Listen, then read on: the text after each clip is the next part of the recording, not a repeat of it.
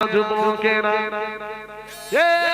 নবী পাকের প্রেমিকেরা ওই সময় ওই ছোট মিস্ত্রি যুবকটা এসে বাক্সটা বানিয়ে দিল। সুন্দর করে বাক্স বানানো হলো। আল্লাহ নবী মুসা আলাইহিস সালামের আম্মা জান বাক্সটা নিতে এলো। বাবা আমার বাক্সখানা দাও।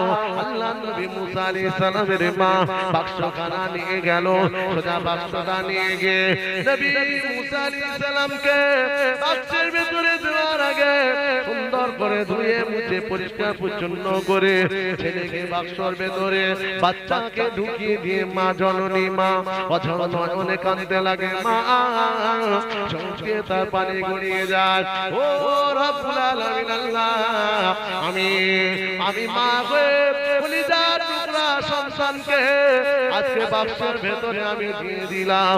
এই বলে আল্লাহ আপনি আসমান থেকে আমার কলিজার টুকরোকে সহযোগিতা করবেন, আমার বাচ্চা যেন ভালো থাকে।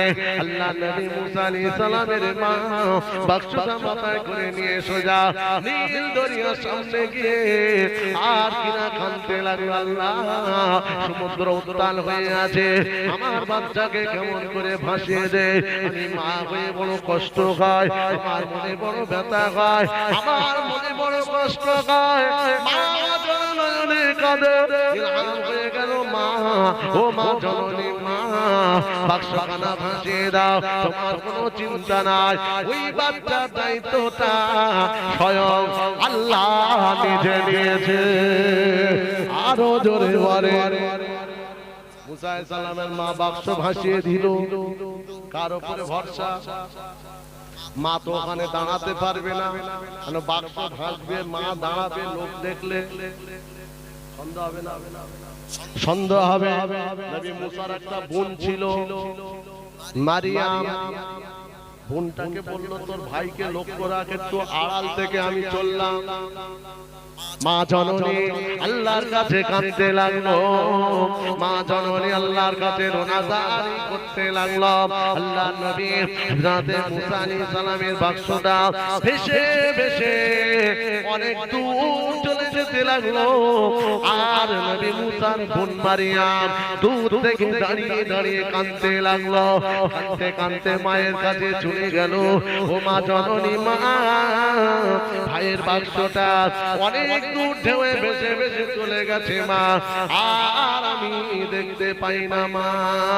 আল্লাহ নবী মুসা আলাইহিস সালামের মা দৌড়ে এলো, বাক্স দেখতে পেল না। বোনটাকে বলল তুই লক্ষ্য রাখ। মা জননী দোয়া করতে লাগলো। হে জওয়ান যুবকেরা, আল্লাহ পাক দেখতে পারল না, রহমতের ফেরেশতা দিয়ে ঢেউ দিয়ে ওই বাক্সখানা আবার কিনারায় পৌঁছে দিয়েছে। আল্লাহ নবী মুসা আলাইহিস সালামের আম্মা জান দোয়া করতে লাগলো। বোন মারিয়াম লক্ষ্য রেখেছে বাবা, এই লক্ষ্য করে যাচ্ছে। বাক্স ভেসে ভেসে ভেসে ভেসে কোথাও চলে গেল না ওই বাক্সটা, আর কিনা সোজা ভেসে ভেসে আল্লাহর ফেরেশতারা ঢেউ দিয়ে ওই ফেরাউনের ঘাটে পৌঁছে দিয়েছে। আরো জোরে বলে কার ঘাটে? যেখানে বাঘের ভয় সেখানে বাচ্চা দেখলি তো মেরে দেবে, খবর পেলে তাকে জবাই করবে। আর আল্লাহ বলছে ওইখানে নিয়ে যা, ফেরেশতাকে বলছে ওর ঘাটে নিয়ে যা। ফেরাউন আর আসিয়া আম্মা জান দুজনে ওই ঘাটে সমুদ্রের ধারে গল্প করছিল, হাওয়া খাচ্ছিল।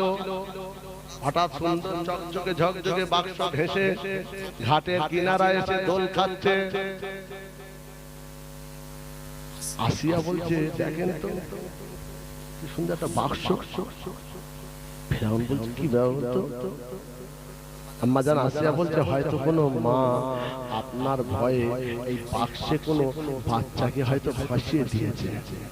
আম্মা জান আসিয়া তিনি একজন জান্নাতি আম্মা, জোরে বলুন সুবহানাল্লাহ।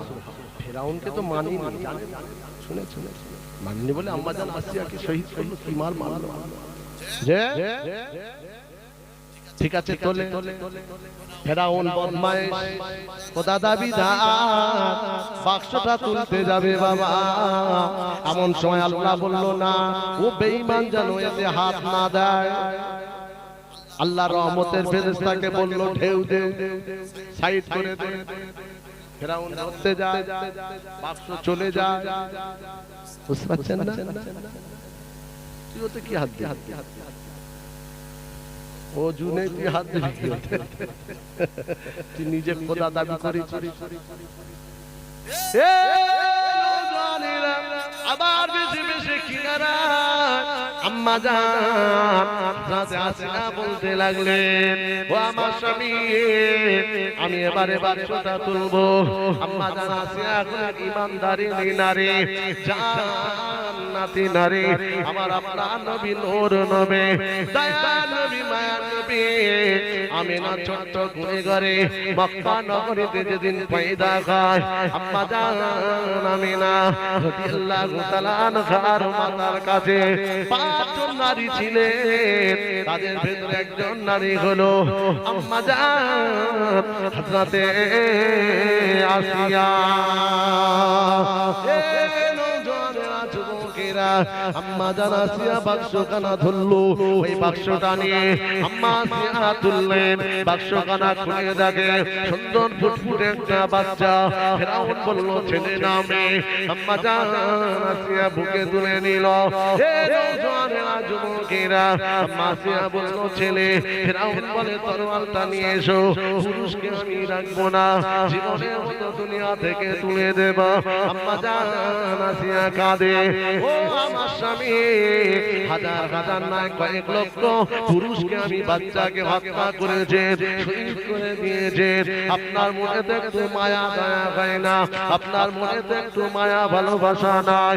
অনেক বাচ্চা আপনি মেরেছেন।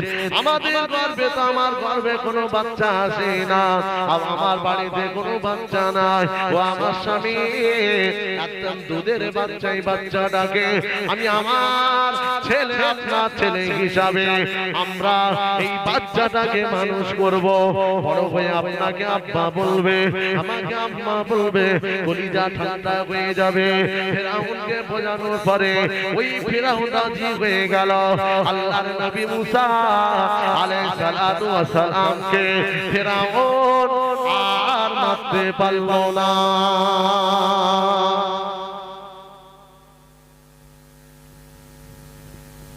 কিছু বলছো?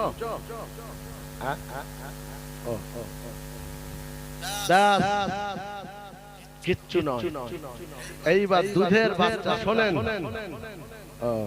সেই ভাই কিছু একটা খাচ্ছে, তাই না? ও যা খায় খায়, যায় না এখানেই তো আছে। ও তো গে শুতে পারে কিন্তু শোবে কেন? এটাই আল্লাহ রাসূলের মহব্বত। জোরে বলে বলে এখানে এখানে এই যে 2-3 ঘন্টা রয়েছে, তোমাদের পয়সা দেবে কেউ? 500 টাকা রোজ দেবে, কিন্তু বসে আছো কেন? তাকিয়ে আল্লাহ আল্লাহ রাসূলের কথা শুনছো। জোরে বলো। কিয়ামতে হিসাব নিকাশে দেখা যাবে লাল কালি সব, এর কিচ্ছু নেই। এটা এই বসাটাও আল্লাহর কাছে মকবুল হতে পারে, বলেন ইনশাআল্লাহ। এইবার ফেরাউন বাচ্চাটা যখন কাঁদছে, আম্মা আসিয়া দুধ দিচ্ছে, দুধ পান করবে না। ফেরাউন বলল যত দায়মা আছে ডাকো। এই কি হয়েছে?